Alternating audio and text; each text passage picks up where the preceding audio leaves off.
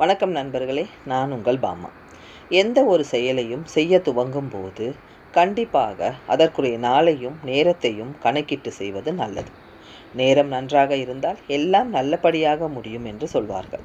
அப்படிப்பட்ட சமயங்களில் அனைவரும் டெய்லி கேலண்டரையோ அல்லது பஞ்சாங்கத்தையோ பார்த்து தான் நாள் குறிப்போம். மேல் நோக்கு நாள், அமிர்த யோகம் நாள், சுபமுகூர்த்தம் நாள் என பொதுவாக பார்த்து நாள் குறிக்காமல் அவரவர் ராசி, நட்சத்திரம், பிறந்த தேதி, கிழமை இவற்றை அடிப்படையாக கொண்டு நாமே நல்ல நாள் பார்க்கலாம்.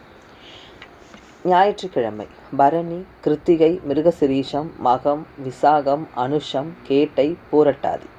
திங்கள்கிழமை கிருத்திகை, சித்திரை, மகம், விசாகம், அனுஷம், பூரம், பூரட்டாதி. செவ்வாய்க்கிழமை உத்திராடம், திருவாதிரை, கேட்டை, திருவோணம், அவிட்டம், சதயம். புதன்கிழமை அஸ்வினி, பரணி, கிருத்திகை, மூலம், திருவோணம், அவிட்டம். வியாழக்கிழமை மிருகசிரீஷம், புனர்பூசம், பூசம், கேட்டை, பூராடம், ரேவதி. வெள்ளிக்கிழமை ரோகிணி, மிருகசிரீஷம், பூசம், அஸ்தம், விசாகம், அனுஷம், பூராடம், அவிட்டம்.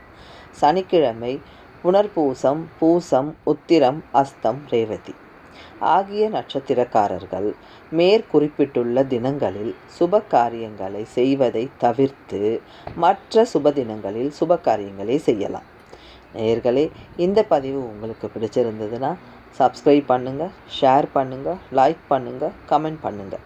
உங்களோட ஒவ்வொரு கருத்தும் ரொம்ப முக்கியம். நன்றி.